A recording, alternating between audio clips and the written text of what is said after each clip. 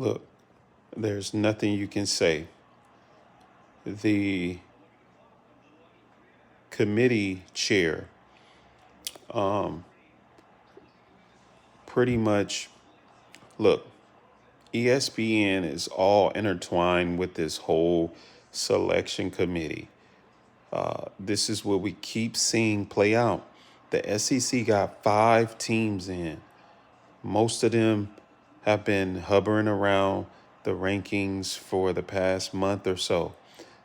There's losses from the SEC that didn't get bumped down. Perfect example, Alabama. Now let's talk about BYU. The SEC is jealous of BYU's success, okay? Period. This is the second year in a row. What does this mean? BYU is an up and coming national brand. And to see them in the playoff, in the spotlight for success, is going to elevate the Big 12. And when you're in it for yourself, you're not trying to have national brands like BYU elevate because it means that they're going to get all the attention. Clearly, there's jealousy of BYU, period. There is jealousy in the football world of BYU. There is jealousy in the football world for BYU. There's no way that they can have the strength of schedule that they had playing all those teams in the Big 12 and winning all of their games from out of conference into in conference. The only loss was to a top 4 school in the Big 12, actually in the country, okay? And they were penalized for those losses.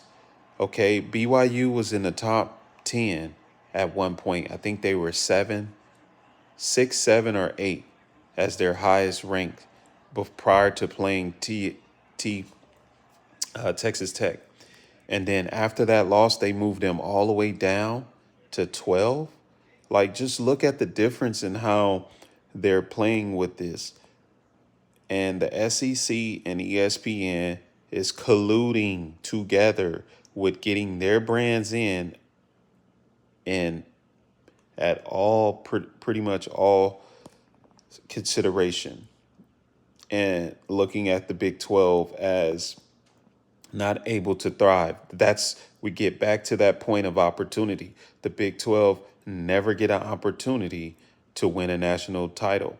This is why they don't have that many, because every time their good programs step up to have that opportunity in the field of the playoffs, they get cut, rug pulled from up under them. And BYU, this is the second year in a row. They had a solid win total, solid opponents, and they didn't even get, the last in. So clearly there's jealousy for BYU. There's nothing else to say about that. It's just clear jealousy. What will BYU do if they were in a national spotlight? They would dominate. Branding power, so on and so forth. And that's what this is about, not letting BYU get what we know their potential is. So BYU moving forward, 26 and beyond, keep kicking the door down. Just know that ESPN and the SEC is jealous of you, and they don't want you guys to thrive and shine, and just know who y'all up against moving forward. Now let's move on to the committee as it relates to Group of 5. How is it that you got 2 Group of 5 programs? It doesn't matter that they from another conference. They are in a Group of 5. There was supposedly 1 slot available for the Group of 5, the highest ranked. Okay, the highest ranked Group of 5. How do you have 2 in? This is an insult to intelligence. How do you have 2 Group of 5 programs in and only 1 Power 4 from the ACC and SEC? The ACC and the Big 12. 2 Group of 5 programs. So there's another taunting factor that the College Football Playoff Committee is done with that, throwing that in the mix to cause fighting amongst the Power Four programs. It's insulting the Big 12 by doing that. Just know that that's what they did. They wanted to insult the Big 12 by leaving BYU out. How is JMU or whoever that is over BYU? Period. An 11 win total, okay, against Power Four opponents. How is JMU win total or win qualities are better than BYU? There's no comparison. So you can look at that angle. Okay, JMU got in over BYU. That makes no sense. Okay, and then let's go to a different angle. Alabama lost in a blowout fashion to Georgia in the championship title, just like supposedly BYU to Texas Tech. And Alabama didn't even get budged down. And then they were moved up.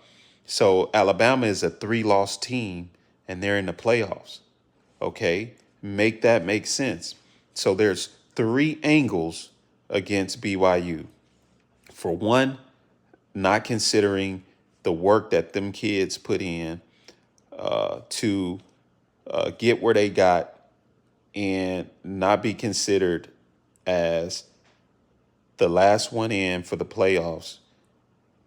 That's one angle. And then having another group of 5 program in over BYU, JMU.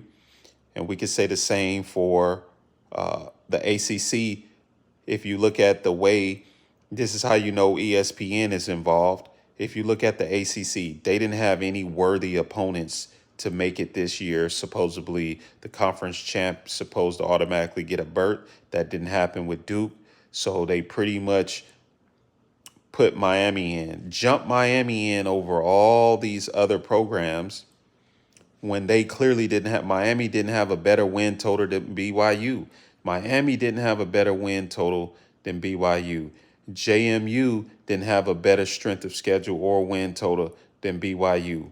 Alabama didn't have a better win total than BYU. All 3 of those moves were against BYU. There's no other way to look at it.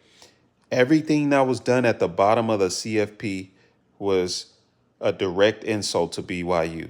And when they did win for the last month, they won 4 games. They didn't even budge them. They didn't even move them up.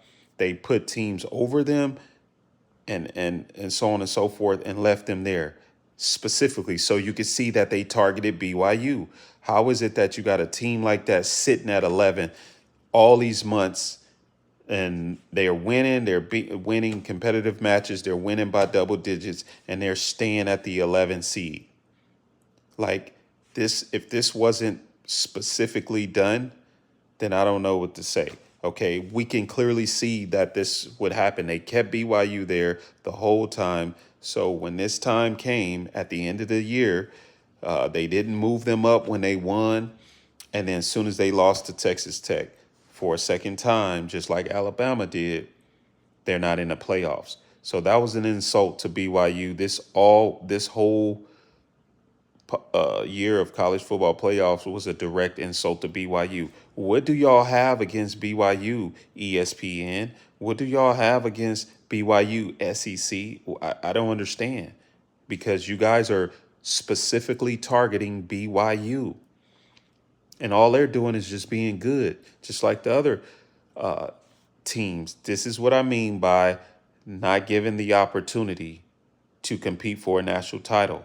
It has nothing to do with on the field, period. And this is what we see happening. And then Notre Dame, right? They feel a certain way because, they were also a rug was pulled from under them from their perspective, because they was in the 10 spot for all this time and then all of a sudden dropped out. This is what I have to say about Notre Dame, okay? Yes, they should have been behind BYU. So should have Miami. There's no way that Miami or JMU should have been in over BYU or Alabama. Those 3 shouldn't have been in over BYU. But yeah, here we are again today, and that happened. But for Notre Dame, y'all got to join a conference, because there's no guarantee for you guys. And okay, the Big Ten, I guess, would be y'all best bet. that has to be figured out. But that's what I see with this. Y'all have to join the conference. Once again, thank y'all for watching another how-to video with Master Vizay. And we're just going to keep bringing it to you like it is and what we see going on with the College Football Playoff Committee and ESPN and the SEC, all working together to, whether it be men's basketball or college football, the greed is getting ridiculous. If they keep winning, meaning like it's rigged into their favor with the numbers, just like they did last year, where all those SEC teams getting in the tournament and end up winning the national title. It's no difference in football. They got the most teams in. Most likely they're going for to get a title.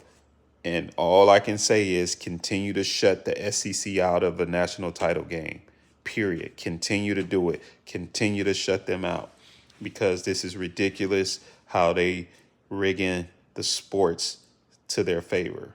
And we're tired of seeing it.